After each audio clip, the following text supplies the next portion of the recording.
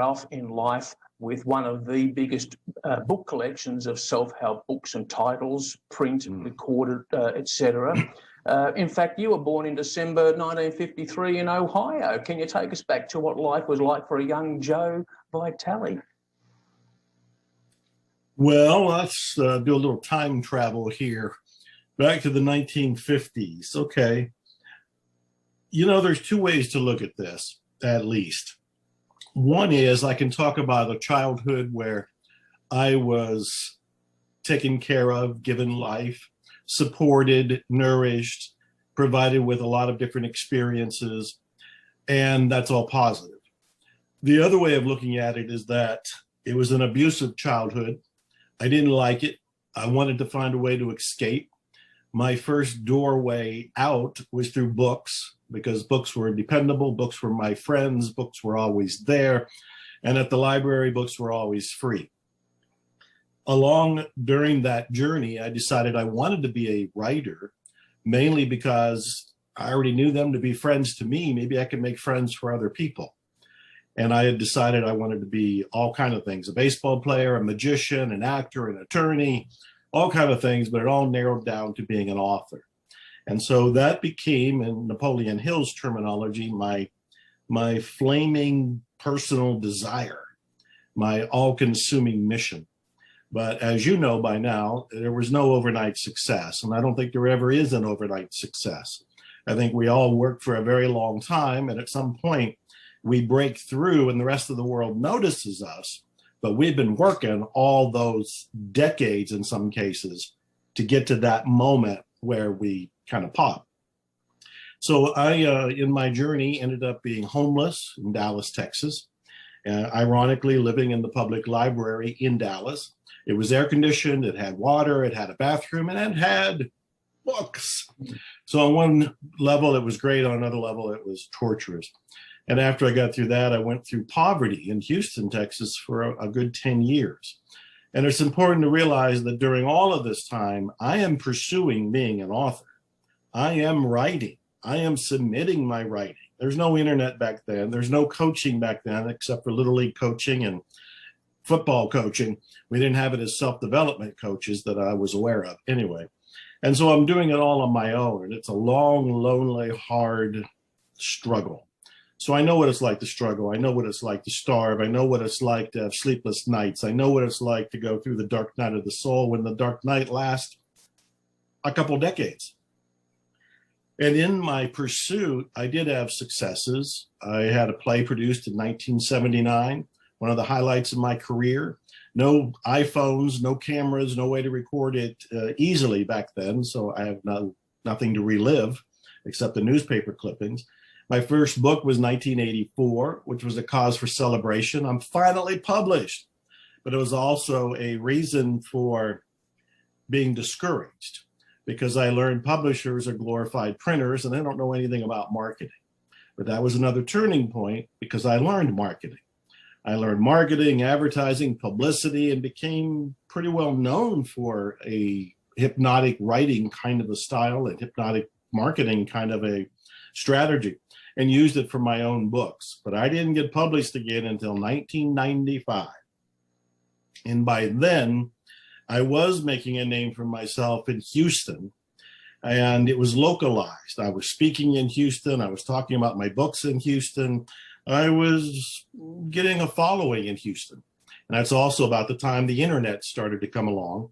And I was at that point pretty fortunate to be one of the early internet pioneers. Ironically, NASA invited me to come and have a tour of the internet. Now remember, this is the 1990s and the internet is a buzz and nobody knows what it is, but we're all excited about this mystery. And I was writing a magazine column for free, but getting attention because I was doing it. NASA saw it, invited me to go to NASA to have a tour of the internet. So I drove there. Went in a big room with all these people wearing suits, and they had a giant computer in the room, and they had a big monitor, and on the monitor was planet Earth. And they proudly said, we can tell the weather anywhere on the planet over the internet. And I almost burst out laughing. Who cares? If I want to know the weather, I look out the window. And we all know the weather reports are bogus even today. I mean, I've stood out in the rain and looked at my phone and it says no chance of rain today as I'm being soaked. So I went back and I wrote an article saying the internet is a joke. You cannot make money on the internet. This is me saying this in 1995. And it got posted on the internet because we had CompuServe back then, we had AOL back then, and more people were crawling onto the internet trying to figure out what it was. And those were the two big doorways. So people would see my article, write me and say, hey, we agree with your thinking. How much do you charge to write a sales letter or whatever? And I realized, wait a minute, I said you can't make any money on the internet. You're finding me on the internet and hiring me over the internet to write their sales copy. And so that was a boost in my career. During all of this, there was a side journey in my life because ever since I was 16 years old, I was reading metaphysical books. And when I was in the public library in Dallas, homeless, I was reading metaphysical books. So there was very much a law of attraction, self-help part of me that I didn't talk about because I thought, well, the people that were hiring me seem to be very conservative. And if I start talking about guardian angels or mind power or law of attraction or kind of woo-woo-ish stuff, they might not hire me anymore. They might, dismiss me. But I did write a little book that I would give to close friends, and it was called Spiritual Marketing. I gave it to Bob Proctor, who was in the movie The Secret, and Bob Proctor announced it in front of a group in Denver, and there were 300 people there, and they all wanted the book. And then a publisher came up and said they would publish my book, Spiritual Marketing. They did publish it. It became my first Amazon bestseller. The New York Times wrote a story about it. A big publisher in New York contacted me and said they wanted to republish the book. That book got renamed The Attractor Factor, which is still one of the great books in my life. And it was that book that got me introduced and invited to be in the movie The Secret. And at that point, we can stop talking because The Secret blew me into outer space. I was already known as an internet marketer, an internet pioneer, and a copywriter and all that kind of stuff with a little bit of an esoteric background that some close friends got to hear about. But once the movie The Secret came out, they're probably talking about me on Mars now because that movie has circulated the planet. It came out in 2006 and has not looked back. I have gone to countries I didn't know existed.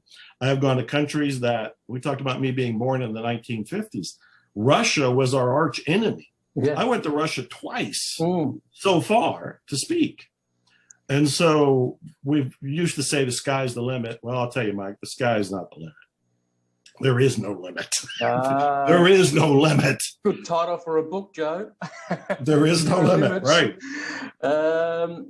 So many angles we could go from there. Right. I must tell you, I dabbled in copywriting, and hypnotic writing was one of the first books on copywriting that I read. And I still say, sometimes in the copywriting group, somebody will say, what's a book you'd recommend or what's the best book? And I pipe up whenever that question's there, and I say, JOE VITALE's Hypnotic Writing. And then I say, and by the way, there's only one copywriter that's referenced 3 times in Joseph Sugarman's book, the Adweek copywriting book, which I've got behind me somewhere, and that's you. It's only one. There's only one copy. If you didn't know that, back in the back of the book in the bibliography, there's only one copy. That's you. Okay, well, there's another thing I've got. While we've got you here, there's something else I want to thank you for, and that's for introducing me to Neville Goddard. Now, you introduced me to Neville Goddard and his teachings 10 years ago, and I know that's Neville Goddard's teachings among a lot of other people have had a lot of impact on you, and how Neville talks about imagination. I'd like to come back to that because what we're all seeing now, I know that people will be viewing you, Joe, watching this on YouTube, and they'll be looking at the books on the shelf there, and it's a little bit hard to see the titles, but they'll be trying. I know they will. And somewhere, if it's not there, somewhere is the very first book that started your book collection was by Phineas Parkes Quimby, and a signed copy nonetheless.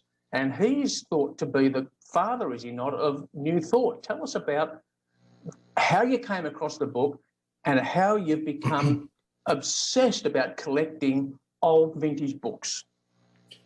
Wow, those are big questions right there. Well, first of all, I love Neville. Neville Goddard has influenced a lot of people kind of quietly, but these days, because Wayne Dyer talked about him when he was alive and I've written about him, more people know who Neville is. But for the longest time, it was kind of underground. And Neville's big claim to fame is he kind of taught an advanced visualization technique. And the way I explain it is, some people will say, to get what you want, to manifest your goals, sit here and visualize it. Visualize it coming to you. Visualize it being accomplished. And that's powerful. We know from science that imagery programs the brain. And from an esoteric standpoint, it sends a message out to the universe. But Neville went one step further. He said, imagine it's already done. In fact, imagine it was done yesterday.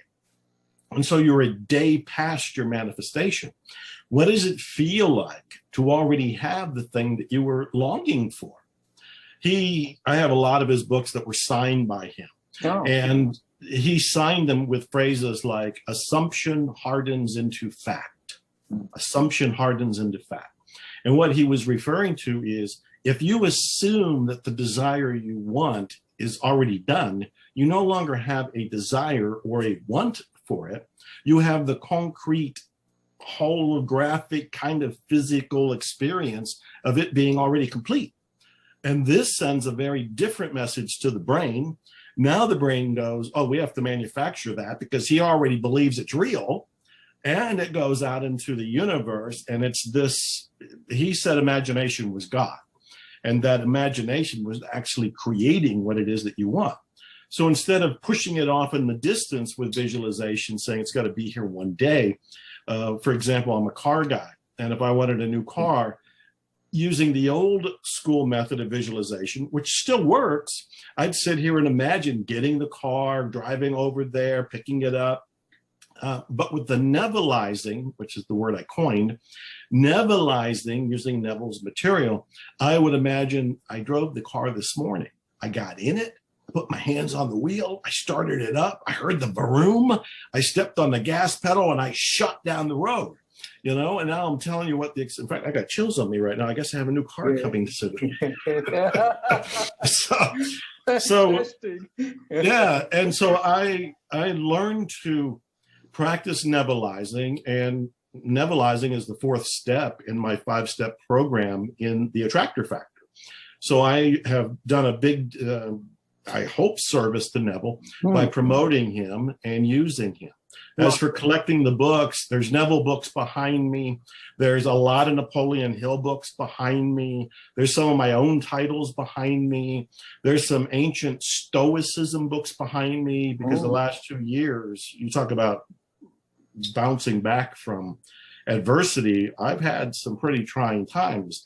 And if we get a chance to talk about it, I'll bring that up. Yeah. But going back to books, books are still my friends.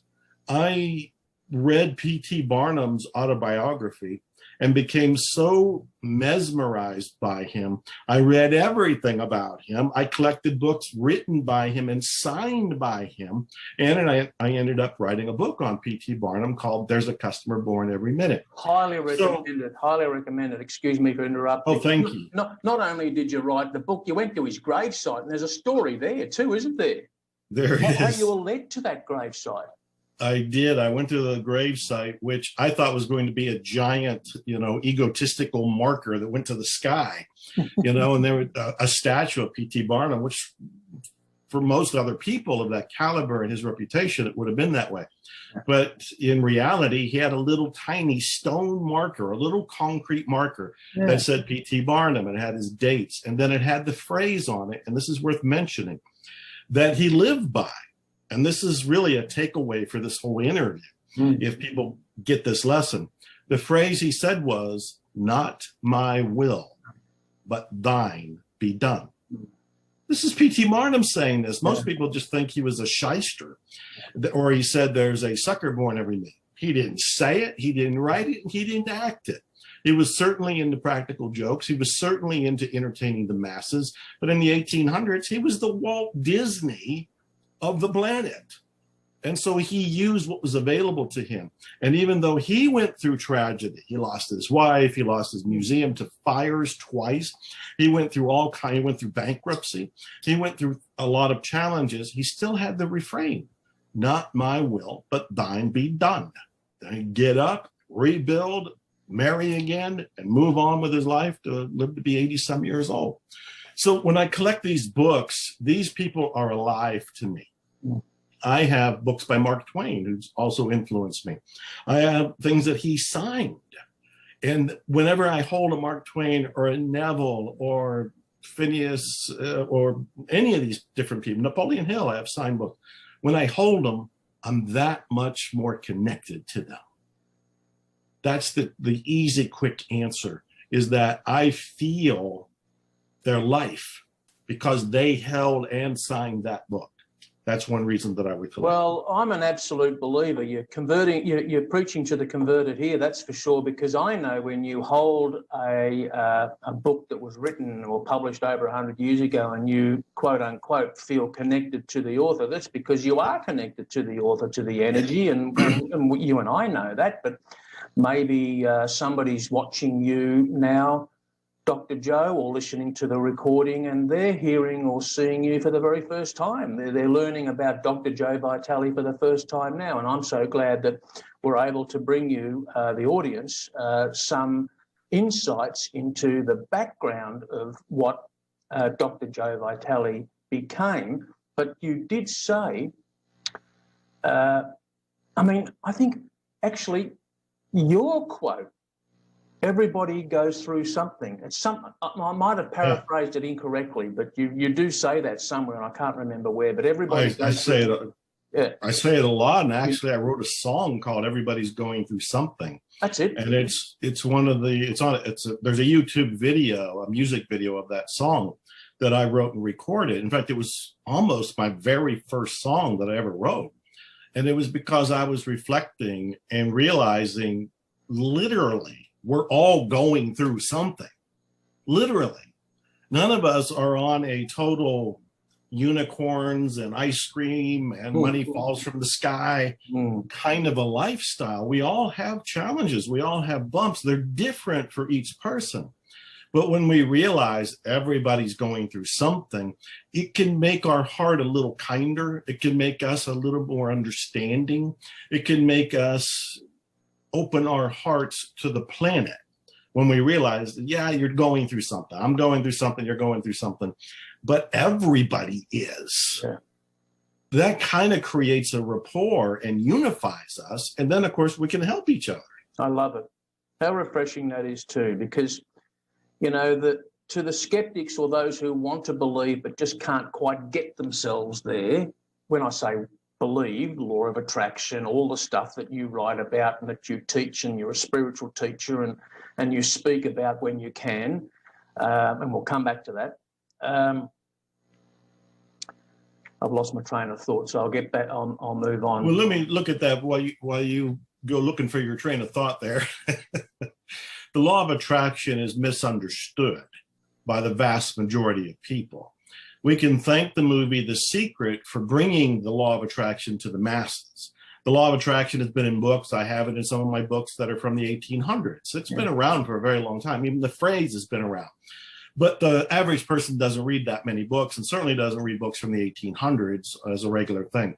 But the movie The Secret came out, and The Secret's all about the law of attraction. But the problem is it's only an introduction to an idea.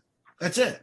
It's not the be-all. It's not the end-all. She never came out with volume 2 or 3 in the movie series. She certainly came out with a lot of books. But to understand the law of attraction on the deeper level and the mechanics of it, you really need to do a deep dive. My short answer is the law of attraction is a law. It is real. It's working for every single person, but most of us are using it unconsciously, so it's working by default. A lot of people who say that it doesn't work for them, I'll just say, do you ever worry? Do you ever get concerned and preoccupied with your thinking about things that could go wrong? you're using the law of attraction. You're using the very elements of the law of attraction, but you're using them for a negative purpose, not for choosing with intention what you would like to have, do, or be. And then the other thing that's really important is to understand the law of attraction isn't working on your conscious thoughts. Your conscious thoughts are the weakest in all of the thinking and all of the mechanics that goes on in your brain. The conscious thought is the tip of the iceberg, and it feels and thinks and leads you to believe it's in charge. It doesn't know squat. There's the subconscious, and then the unconscious, and then there's a collective unconscious. And for the most part, what we're attracting is what we unconsciously believe and expect with feeling. If we want to actually take control of the law of attraction, we need to do the deeper work and change these subconscious, unconscious beliefs. When we do that, then you can pretty much have, do, or be whatever it is that you can imagine. I know in one of your programs or books, you say that the law of attraction is actually a secondary, not a primary law. The primary law, quoting you, paraphrasing, is energy, vibration, and frequency. Yes. Nikola Tesla. Well, okay, so for those of us who know Dr. Joe Vitale and his work, not only his prolific writing and publishing, but of more recent years, his musical talents, his interest in producing music. And in fact, Joe, I read you saying that a standing ovation you received for a live performance you did with your band was one of the, no, you actually said it was the biggest moment for you in your career. Why is it that? was? Why is it was? It's important to talk about it for a minute because, again, I'm thinking of all the people that are still confused about the law of attraction or self-improvement or how to get the results that they want, no matter what they're using in their lives. So when I decided to be a musician, it was when I was turning 60. I'm 67 right now, so it was like 7 years ago. And I had no musical training, no musical experience. I did play a little harmonica, mostly around a campfire kind of a thing. I had guitars, but I knew 3 chords, never sang in a shower, karaoke, or behind the wheel of the car. But I decided I really want to be a musician. I really want to record my own album. And so I declared that as my intention, which in the self-help world, law of attraction world, that's the first thing you do. But what happened to me next was terror, was fear. All of my self-doubts, all of my concerns, all of the limitations, all the stuff in the subconscious mind that said you can't do that or you shouldn't do that surfaced into my conscious mind. Now, here's the thing I want everybody to understand. I'm 60 years old at that point. I was already in the movie The Secret. I've already written 60 or 70 books. I've already told the world how to create your reality. And here I am deciding to create myself as a musician, almost not doing it because of fear. And so I've told people, whenever you go to do something you've never done before, you're going to feel fear. You're leaving your comfort zone, so it will feel uncomfortable. So knowing that, I could have stopped. But I thought, well, how's that going to look? If I'm the law of attraction guy and I go, well, I can attract everything but being a musician. I just can't do that. Well, I thought, no, we have to do that. We have to do that. And then I use the very tools I write about, I talk about, that I teach. And those tools are clearing techniques. They're to clear that subconscious stuff that's in the way of what you want. As I cleared it, magic happens. And this is the other thing that I always tell people. When you clear the blocks to what you want, you accelerate the creation of what you want. Mm-hmm. There's no more lagging. There's no more sluggishness. So there's no more stopping, because what was slowing you and stopping you was in your own mind. It was the subconscious. So when I got rid of that, Mike, I created 15 albums in 7 years. 15 albums. Yeah. 6 of them singer-songwriter albums. 2 were in Rolling Stone magazine. Some of my music's been used as soundtracks for movie. There's another movie I'm being filmed for in a few weeks. They want to use one of the songs as in the soundtrack for that. Some of my songs were nominated for the Posy Award, which is the Grammys of positive music. All of it, I'm just saying all of this to show when you go for something you've never done before, you're going to feel fear. When you clear the fear and the subconscious beliefs, you go on to create what you want. And you do it at an accelerated rate that will dazzle everybody around you, including yourself. So one of the things on my list was to perform live. That scared me even more. To be on stage as a singer-songwriter with my band, and my band that I gathered, I called them the Band of Legends. They're in the Rock and Roll Hall of Fame. I'm not. I'm brand new. I'm the newbie here. I'm green. Plus, I had never been on stage as a singer. They've been on stage for decades, but they wanted me. They almost shamed me into doing it. They said, "Oh, you got 15 albums. You should go on stage and go and sing. This is what you secretly want to do anyway." And so, again, I set the intention. I'm going to perform live in front of a real audience, living, breathing audience, paying audience, and do it with my Band of Legends. And I'm the lead singer, lead guitar player. They're my songs, all of this. And I said, I'm going to film it. I'll be able to learn from it. And if it comes out all right, I'll have something to share or sell, depending on what goes on.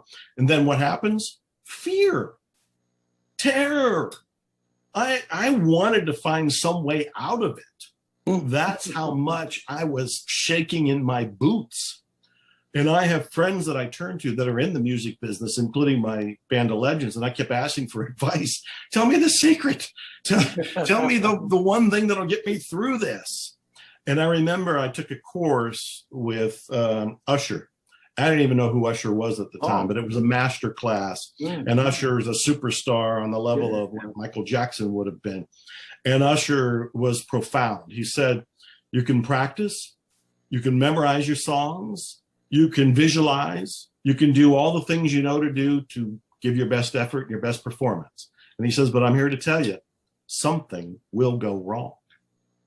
And that was a turning point, because he said, if you expect something to go wrong, when that something happens, you won't be derailed. It won't stop you. You'll be able to continue and go on with the show.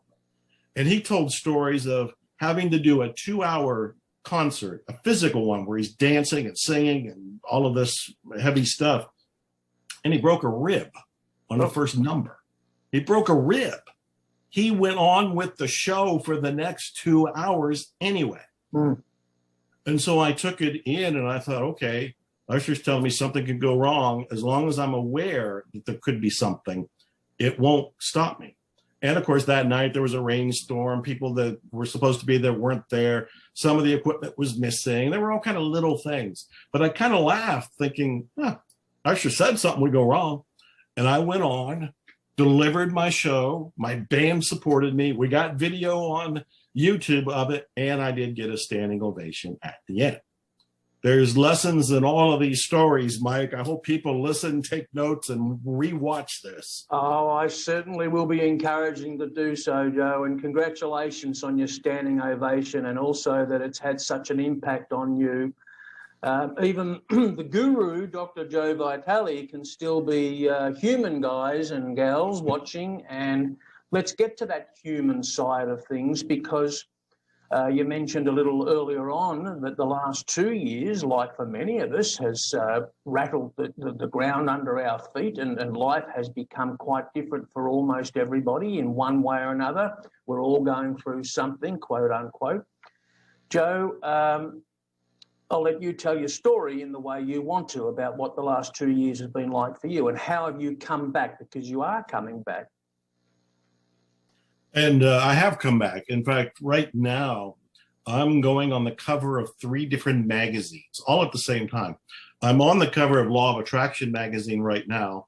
I'm going to be on the cover of Think and Grow Rich magazine, and I'm going to be on the cover of another magazine, I think it's called In the Limelight. Plus, I was just invited to be in another movie that I referenced a little bit ago, which is about Napoleon Hill and Think and Grow Rich, and I'm excited about it. Plus, I'm working on my music again. Plus, I just bought a house and just moved into it. And so I'm kind of giving you the rosy side here to show that, the sun does come out again and shines bright. The last 2 years, okay, I filed for divorce and was willing to give my ex everything because I knew it would hurt her, but I was trying to make it easy. That was not accepted. She began a 2 year persecution of my life and business. and ran through $1 million in attorney fees looking for different things she accused me of. Forced this divorce all the way to a trial. And 2 days into the trial, the judge stopped it and told my ex, you don't have a case. This is 2 years of pain, of confusion, of emotional and financial drain. During those 2 years, I developed a new relationship with a woman who developed Lyme disease and pretty much was on her deathbed, and I was her caretaker. And I moved into her 1-bedroom apartment while going through this divorce. So you can kind of imagine how this is tearing me wide open. There's the divorce, there's the emotional part of it, there is the guilt, the resentment, the experience I'm going through. Then there's a new relationship with the high of a new relationship, but also her needing care. And during the same time, my father dies. My best friend dies. A family member attempts suicide. And a pandemic crawls across the planet, basically wiping out my biggest income, which is from traveling and speaking. I had just gone to Russia, I had been to the Ukraine, and I was in Iran. Iran was the last country I had been to. And in fact, just got out in the nick of time because their country and our country started warring, and goes all over the place with this. And so this is 2 years, Mike, 2 years of me getting up every day going, how am I going to get through today? 2 years of going through the feelings of grief, the grief for an old relationship, the grief for my father, the grief for my best friend, the grief for and confusion over a family member wanting to end his own life, and going through the pandemic and having to juggle trying to sell one house, living in a 1-bedroom apartment, and then wondering what the future is going to hold. So all of this, okay, this is a big ball of agony. And I would be lying to you if I said, oh, I just get up every day and put on a happy face, look for the sunshine, and did affirmations every day. No. One of the things that helped me was stoicism, because I was looking, it's like, what is here to help me? Yep. And stoicism, they lived through far worse times than we did. They lived through atrocious times. What they went through is almost unimaginable. And yet they had to find a way to survive, if not empower themselves. And Marcus Aurelius, who was considered the poster boy for Stoicism, was the ancient emperor who really did his best to do good. And he had these quotes that would stick with me. And one of them was, if it's endurable, then endure it and stop complaining. And I remember I would go for walks at night in the dark on the streets, and just kind of talking to God and reflecting over my life and going, okay, is this endurable? Is the divorce, is the grief, is the confusion, is the unknown endurable? Yes. I don't want to endure it, but is it endurable? Yes. All right, then endure it. That would be one of the things. And another quote that came from Marcus Aurelius was the idea that stop arguing what a good man is. Be one. And I'd take that in because the statement would have this hidden understanding that there's no argument. You already know the right thing to do. It's already in you. Instead of arguing about it, overthinking it, philosophizing over it, just realize you know what a good man is. Go ahead and be one. And then Seneca deeply influenced me, another great Stoic, and his letters to a Stoic, or letters from a Stoic, were wonderful. And I remember one quote really stuck with me. He said, it's all in your head. You have the power to make things seem hard or easy or even amusing. It's your choice. And I remember the word seem in there. You have the power to make things seem hard or easy or amusing. That didn't say that the things I was going through were to be dismissed. They were real things I was going through. But what he was saying is you have the power to make them seem differently than what you're possibly naturally or reactionarily looking at. And you can look at it and go, it's hard. That's a default for almost all of us. You're going through a divorce, that's hard. You're going through the loss of your father. That's hard. That's a default. But what if you look at it as good? You have a choice. It could be hard. It could be easy. Well, maybe this is easy. That opens your mind to find another way. And then the big leap is, can you find it to be amusing? And at times you go, how is death amusing? How is the COVID amusing? How is the loss of income amusing? Well, like many people, I've ended up watching a lot of Netflix. And I saw a bunch of Jerry Seinfeld's show that he has on Netflix called Comedians in Cars Getting Coffee. Ah, yeah. And Jerry Seinfeld lives for the joke. He almost doesn't care about anything. I know he's a family man. I know he has kids. I know he's married. So I'm sure he, in that world, shows his love. But for the rest of us, he only lives for the joke. And there were times where he was talking about concentration camps. And he was talking with Jon Stewart, and they were both laughing. They're both Jewish, and they were both laughing about it. They were finding humor. And then they were talking about people who die. And they were making jokes almost instantly over people who had just died. And you started to realize, right or wrong, this is how they think. And if this possibility is there, then Seneca is right. I can look at whatever's going on in my life as hard or easy or even amusing. So all of this is to say, Stoicism helped me. And I'll say one more thing. Early on in the divorce, and I was truly upset and confused. I thought, this should be easy. This really should be over. I've offered everything. I just walk away. And I asked my attorney, I said, you've been doing this for, I don't know how long, for years, maybe decades. You've seen all kinds of cases. You've seen people go through all kinds of horrible situations. I said, what is the best advice you've heard on getting through this? And he paused, and then he said, focus on the future. Focus on the future, which from law of attraction, self-help, Neville, power of intention is all about, what do you want? What is your goal? What is your outcome? What is your intention? What do you want to have, do, or be? Focus on what's next. Focus on the future. And so whenever my mind would get stuck in the darkness, I'd remember Marcus Aurelius, I'd remember Seneca, I'd remember my attorney, and I'd go, where do I want to go? And where do I want to go? Are places like this, today, with Mike. Oh, how wonderful. Dr. Joe Vitale, excuse me, thank you very much for being so open and telling and sharing deeply personal parts of your life over the past 2 years. Everybody's going through something. Dr. Joe Vitale has been going through something. Anyone who knows my story knows that I've been through something. You who's watching or listening to the recording of Dr. Joe Vitale may be going through something right now.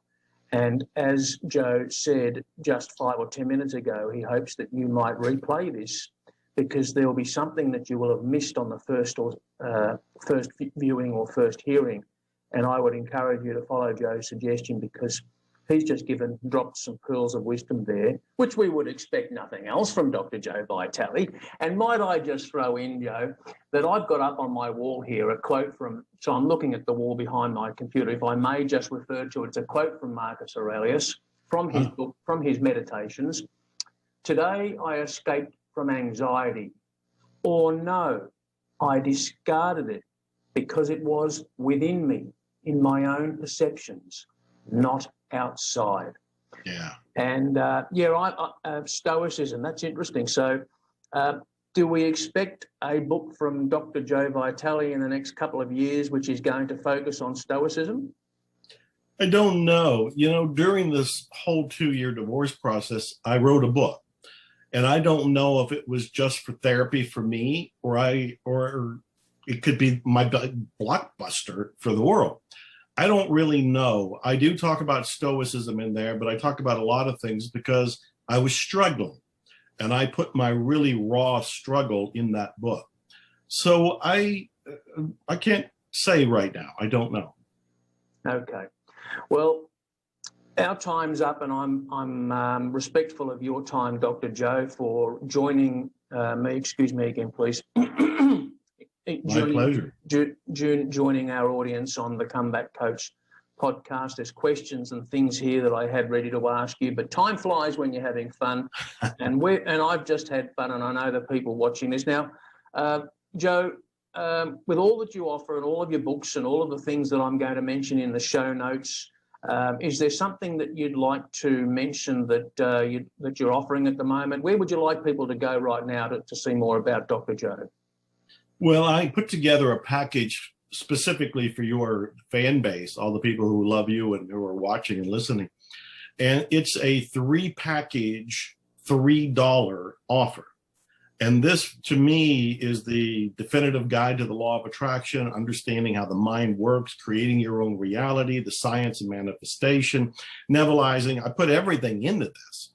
Right. And $3, I've learned that people need to pay to respect. So $3, a token amount of money for something that I think is pure transformation. And it's all explained at zerolimitsmethod.com, zerolimitsmethod.com. 3 programs, $3, and there's a bonus item that's worth about $1,000. So any way you look at it, you should go take a look. A big thank you for putting that together, and a big thank you for offering it to the audience of this show. And I'll have the website that you've just mentioned, zerolimitsmethod.com, in the show notes. So if you watching or listening to this are wondering or trying to remember what that is, don't try and remember. Just go to the show notes. There'll be a clickable link there for you. And all you've got to find is $3 for 3 packages plus a bonus. Dr. Joe Vitale, you don't know how much I've been looking forward to this, and I know I've got some people who follow me who have been looking forward to it as well. So thank you again. It's been an honour and a pleasure to talking with you, and congratulations on your standing ovation. I'm so thrilled that meant so much to you, and good on you for kicking ass and getting back, and more power to you, and more power to you too in the audience. And until next time, Dr. Joe, all the best until next time. This is Mike Searles signing off from speaking with the one and the only Dr. Joe Vitale. Thank you. Godspeed to all of you.